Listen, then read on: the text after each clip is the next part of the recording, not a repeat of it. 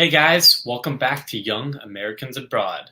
My name's Patrick, and welcome to our show.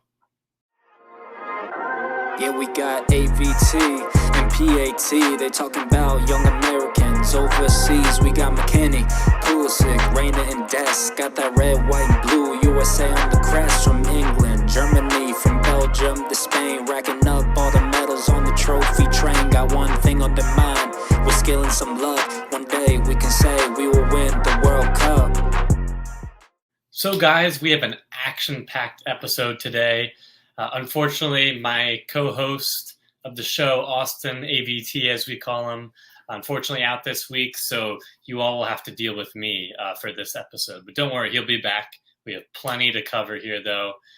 End of October. I can't believe I'm already saying that November, right? The month of the World Cup when Qatar finally starts. So we have a lot of our guys coming back from injuries, performing very well. Other guys, too, some slight concerns, right, in terms of form and their club situations. So much drama unfolding, and I'm here to take you through it. So let's get into it. And today we're starting off with our first player, Gio Reyna.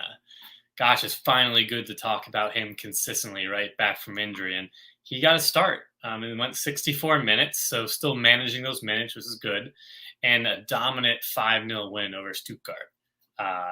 Pellegrino Marazzo's former team that he coached, not doing so well there in the Bundesliga.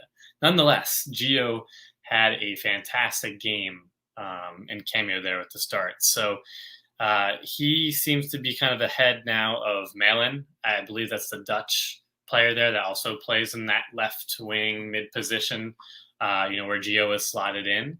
And he looked, again, very confident. Sometimes when you're coming back from injuries, maybe a little bit tentative with the World Cup in the back of your mind now, but no, that wasn't Gio at all, right? That's not his mentality. Dortmund looked full of possession, full of life and creativity. As soon as Gio received the ball, his turning, his decision-making in tight spaces, eluding defenders, the Stuttgart defenders, and then obviously capping off with a first goal in over a year. It's been so long. And you could see that relief as he was celebrating, right? Just kind of fell to the ground. The players kind of slid in next to him. And it was awesome to see that kind of wholesome moment, right? So hopefully Gio keeps the momentum going. But really to get into that goal, right? He received the ball from, I think it was Moukoko there, from the left flank, cut it back to his right and curled it to the side netting on the opposite side of the keeper with his right foot. So very calm and composed finish. I wish Ferreira and some of our other players could finish like that too. But hey, I think that's fantastic for Gio to get on the score sheet and just continuing to make such an impact, right? Seeing him back here from some substitute appearances here, a lot of games, the Cups, the Champions League, a lot going on here. So health is a crucial factor right now, guys. Now, Terzic, right, the coach, found some interesting snippets of a quote he said post-game interview and mentioned just Gio's clarity in possession, the attacking quality. So I thought clarity in possession, that portion there, taken from the quote, very interesting. I think that's something that I know a lot of the other accounts, right? Tactical manager, awesome account. Shout out to him. 11 Yanks and some of the other guys, right? I know Tactical specifically said the way Gio plays is kind of Kevin De Bruyne-esque, right? Not a direct comparison, but in terms of the way he moves and kind of glides with ease, slaloms through the field and just, again, elusive the players and his pinpoint passing and finish, right?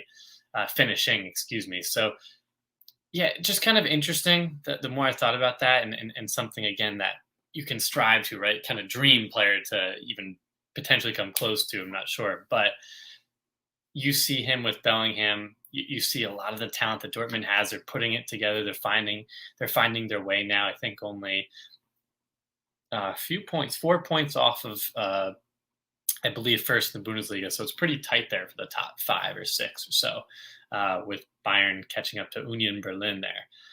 But nonetheless, right, back to Gio here, guys. He just looks so impressive. And I don't see, again, health is the key factor here. I would be completely fine with him getting these 60-minute starts or so not playing him 90s, week in and week out, all these games. Kind of that load management per se, Kawhi Leonard basketball term, but I just think that's the best situation for Gio right now, for Qatar, right, from a USMNT perspective, and even the longevity of his season at Dortmund. Taking his time, not pushing too hard and coming back, and these string of games that they have in this wacky schedule, he needs to be very cautious on that, right? So again, just want to say fantastic weekend there for Gio. Even past the Hanover, right, in the past midweek, he's really putting together a collective string of performances. And yeah, I'm just hoping he continues to keep that up, and maybe them or Union Berlin or somebody can knock out Bayern from winning the Bundesliga title. So all the best to Gio. So let's move on to a player in the Eredivisie, an attacker there who is just on fire, scoring game in and game out. And that's Ricardo Pepi, guys. So for Groningen, right, started and played the full 90, and a 4-2 win, dominating 4-2 win over PSV. You're one of the top 2 or 3 teams in the Eredivisie, right? So just to go through Pepi's game, I was able to catch some of the highlights and some of it. I didn't see the whole game. But yeah, he just looks like the guy there, right? The trusted attacker, combines really well with his other, forward partner there. Fantastic kind of one-touch layoffs. He was coming back to receive the ball, involved in the build-up play, as well as just, again, full pressure, on that PSV back line. The team is really hungry, energized at home to see a result against a big team. And that's what happened, right? They put the pressure on the defense, ended up one of the Groningen attackers in a 1v1. PSV keeper made a very good save, but parried it right to the opposite side of him. I think more fell onto the left flank, where Pepi, again, following the play, right, has that striker, that 9 instinct, and the ball fell to him. Very cool, calm, composed finish around the keeper there in traffic to give them another goal, right? I believe that might have been the second of the game. But nonetheless, Pepi with a fantastic overall game. He almost had a second goal there where he had this really great sequence. It was a one-touch layoff.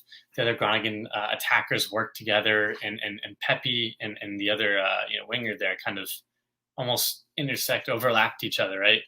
And made this bending run, eventually received the ball back, and the keeper made a pretty good save as well, albeit it was right at the keeper. But just the movements that Pepi has, and just being one of the best finishers, honestly.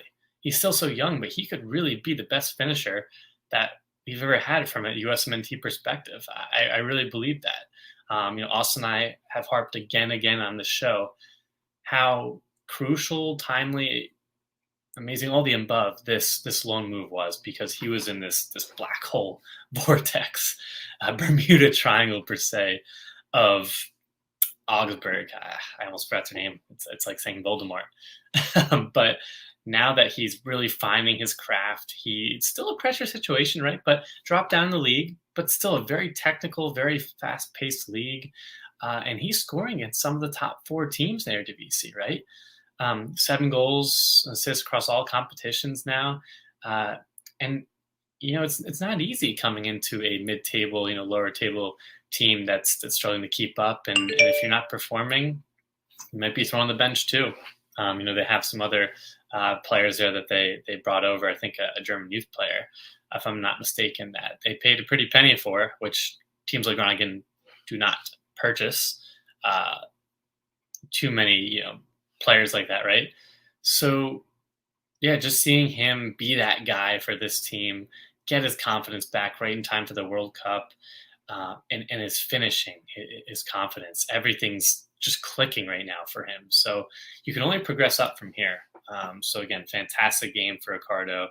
And again, what I'm most impressed is the cohesion, the intelligent runs in that composed, just pure 9 finishing, which we're seeing a lot of our other guys, right, across the leagues now missing pretty easy sitters for club and country. And when Pepi's in form, man, he arguably could be the starter. Has to be in the plane, right? But I think really pushing for a starting. You could argue, right, make the case for Phil Ferreira, even he had the MLS playoff blunder, as well as Sargent, right? PFOC. There's a lot of guys that are coming to form. So all the best for Ricardo. Continue that momentum. We're on that hype train, right? The Pepi train, and more to come. So now moving over to Italy, we are going to talk Weston McKennie. And this one I'm really excited about just because the past episodes and just the Juventus performances, they've been brutal to watch.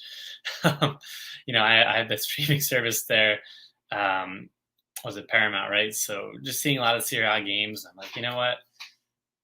Dest over there, right? McKennie, Juventus, might as well check out their games. It's been a struggle to watch them. And Weston, right? He just, ever since that shoulder and even that leg injury, right? Where he's healed very quickly, he just hasn't been that same guy that we saw. And just Juventus as a team hasn't been there, right? But this time they turned it around. Weston went 90 minutes, a huge dominating win over Empoli there. They are still in 8th in Serie A. They have a lot of ground to cover, but hey, this is momentum, right? A swing in the right direction. Weston had a fantastic goal, of course, off of corner there with that powerful header to make it, 2-0. Fantastic goal there for Weston. 2 chances created, just reading some stats here, 100% accurate crosses, 80% passing, 5 duels won, 5 balls recoveries, and 7.8 foot mob rating. So all in all, it really solid day at the office for Weston. And something notable from this game, along Juventus as a whole, I would say when that midfield isn't running fluidly or Juventus just kind of looks out of sync, right? Obviously, you can see that glaring effect on McKennie. He's not going to be that Thiago or Modric or Cruz type of midfielder that's kind of the tempo setter, the ticker, right? Controlling the passes there and really involved in essentially every sequence and build up. That's just not what he does, right? He's so unique in terms of what he offers. Making those diagonal runs, the box to box, being able to track back defense, the athleticism, the set pieces and corners, right? Attacking those. He's not going to be that controller, right? In setting the pass there. So when Juventus is out of whack, what I'm getting to is Weston that just magnifies his poor performance even more, right? You saw Locatelli, you saw some of the other players, right? With a little more oomph in their game, a little bit more connectivity. And with that, right, Weston was able to get on the ball more, create more chances, these diagonal runs and off-ball movement that he's very impressive with was actually highlighted in a positive way because Juventus was moving the ball quicker. They were getting into the final third and getting chances, right, increasing the XG. So that really showed, when Juventus has some of their players, setting that tempo, right, Weston's able to get in that groove more because he can fade from games just because he isn't that midfielder, right, that's kind of, passing, side to side, up and down, connecting, for most plays, right? That's just not his game. So he's more visible, and that's something he needs to continue to focus on there, get a little bit more tidy in terms of his touches there, the technical aspect. But all in all, a really positive direction. Let's hope he can do that against some of the bigger teams. Empoli is struggling a little bit.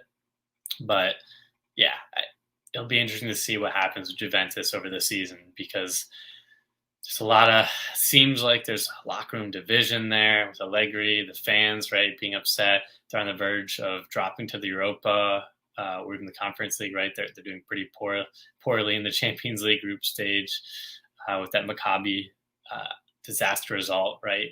In the past 2 weeks? 2 weeks ago, maybe that was. So Weston is definitely on the up and up. This is coming at, again, a good time for Qatar. But we just need to see him getting back to doing those Weston things and fully healthy, right?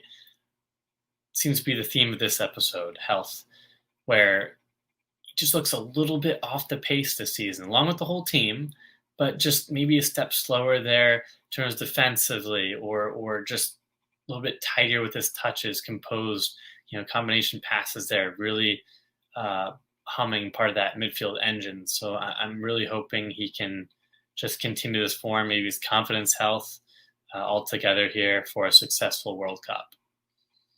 Lastly, we are shifting over to the Bundesliga for Kevin Paredes, who made a start, first ever Bundesliga start for Wolfsburg. 73 minutes, like I said, and a 2-2 draw against Bayern Leverkusen. So 19-year-old, right? Fantastic opportunity. Saw a little bit of the nerves, but overall, I would say pretty solid, decent performance. Really technical, right? Shifty, quick and tight spaces. Maybe a little bit eager, shaking off those nerves, some loose touches here and there. But for the most part, when you're watching that game and highlights, look back in terms of how he's able to elude defenders. They'll close in on him, and he's able to roll the ball over, have very nice possession play combination there, right? Quick 1-2 passes and combos, and just blow by his defenders and the opposition. That's something, again, really plays to his strengths, and I just hope he can develop a little bit more strength, right, from the physical aspect of the game against these very tough Bundesliga defenders. He only improve with more game time, right? And it's hard coming into a situation like that. But all in all, I don't want you to take that as I don't think he had a poor game. I think he was probably like a 6.5, 7 out of 10. But for a 19-year-old, right, first ever Bundesliga start, that's pretty impressive. And Kovac, right, trying their new stabilized tactics he has. Paredes has recently become that go-to late sub for either Patrick Wimmer, or Jacob Kaminski on the flanks, which obviously injuries helped give him the start. But Kovac also said he really deserved it, right? And I'm just reading some of the interview snippets here. He's worked really hard in training. He has the technical ability there, the work ethic, getting back two-way player, right?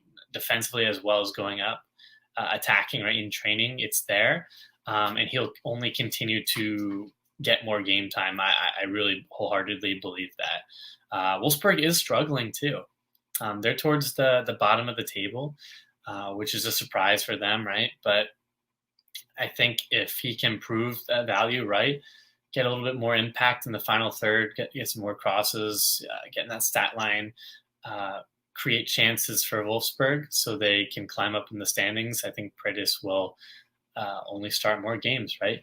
So you're seeing, especially from year over year, this year, fully with the first team, making those substitute appearances, getting the start. I just think it's a slow build, and I think a great goal would be by the end of the year, really cementing that starting lineup, and then for the next year, right? I mean, being 20 or so starter for Wolfsburg in the Bundesliga, pretty impressive. So again, just a few areas he needs to improve on. I think just shaking off those nerves, the physical side of the game, that speed there, right? But he has the technical ability, intelligent player, right? Crafty. I think he'll do fine in Bundesliga. So all the best to Kevin Paredes, and maybe we'll see him come 2026. We'll keep you posted on his development. Okay, viewers, the final segment here, quick kicks. Got a few takeaways for you all, and we're starting over in Serie A with Serginho Dest. Some good and bad, but Dest started this recent game. AC Milan's dominant win over Monza, started 45 minutes. Really dynamic going forward, taking on defenders, look full of confidence, doing some defensive duties, albeit not the best opponent, but looked really bright. Unfortunately, he was taken off at halftime, some kind of muscle injuries there. I don't know if those cramps or anything to confirm, but slightly concerning. Hopefully it's nothing too significant and he's able to come back there, help Milan for Champions League, right, and Serie A games before the World Cup. We need him playing and we need him healthy. Number 2 takeaway, we got Jesse Marsh, Tyler Adams, Aronson, right, in Leeds United Army. Not looking too strong. Pretty weakened Army right now. I think they've taken 2 points in the last 24 available. Really struggling. Haven't won in a while. A string of losses and another brutal one to Fulham. Full America, right? Tim Ream and Anthony Robinson. Ream playing lights out right now. But we're on to Leeds. Marsh is in the hot seat. There's been some rumors he really has Liverpool to prove it. I don't know if I fully believe that because they have to go to Anfield. Most likely won't win. But then they have a really crucial game, I think, at home to Bournemouth, and then a few others right before the break. So I think they'll give him at least 2 or 3 more games. But if it's 3 losses, I think that's the end. It's a little bit concerning, right, for Leeds. Now, Brendan Aronson, actually for this past game too, and even Arsenal, as well as Fulham game, he looked lively, fairly dynamic. I would say not great, but not bad. Just kind of above average. He is unlocking those chances, making dynamic runs, final third passes, but Bamford and company just not finishing. He set up his teammates in very good opportunities. Something, again, he really needs to work on his finishing. His shooting's pretty poor. Nonetheless, he's having an okay season, I would say. Now, Tyler Adams is a concern as well. Didn't play this past game against Fulham. There's been an injury problem. Hopefully, he's not out too long. Again, just something you have to keep your eyes on as we get closer to Qatar. Lastly, I do want to head over to Belgium. A little unique twist here with Mark McKenzie as well as Sam Vines. They went head-to-head in a very crucial battle. Minimal points separate Genk as well as Antwerp in the table, and Genk came up on top 3-1. Mark McKenzie did drive forward, lose possession, kind of gave to that one goal. However, he looked the part for entirety of the game, as well as this whole season so far. He's really stepped up. Even after that turnover, right, really locked down, tightened the defense. Genk was able to get that lead and never let go. And Mark was a focal point of that, bullying off the attackers, driving forward ball progression passes. You can see him really making an effort to improve in those areas and not shying away and afraid of that. So all the best for Mark. He did get the best of Sam Vines, who didn't have the best game here, unfortunately, but Sam Vines also for Antwerp went in full 90s. So great to see some of our Americans battling it out at the top of the Belgian table. So thank you all for watching. Make sure you like this video and subscribe down below. And also leave some comments, right? Who are your players of the weekend, the past week? Who are you looking forward to as we get closer? Gonna make that roster, playing to Qatar. And don't forget, social media, Instagram, Twitter, we're always putting out fantastic content for the fans, for you all, right? Also, if you can't watch this YouTube video, which you should, but if you can't, maybe you're commuting, doing some work around the house, we got in podcast form, right? Spotify, Apple, Google, check us out there. So, yeah, I think Gio resurgence, McKennie back in form, Dest looked good. Hopefully the injury's not bad. Even Pulisic, right? Maybe not the most impactful performance there, but getting some minutes here. Tim's back. All positive, right? Positive momentum here. Pepi, not only in this episode, but in the past that we've been covering. It's been slow build, but very optimistic and positive heading to the World Cup in Qatar, right? So I'm going to take Austin's line. I'm going to steal it today, guys. But one day, we, the United States, will win the World Cup.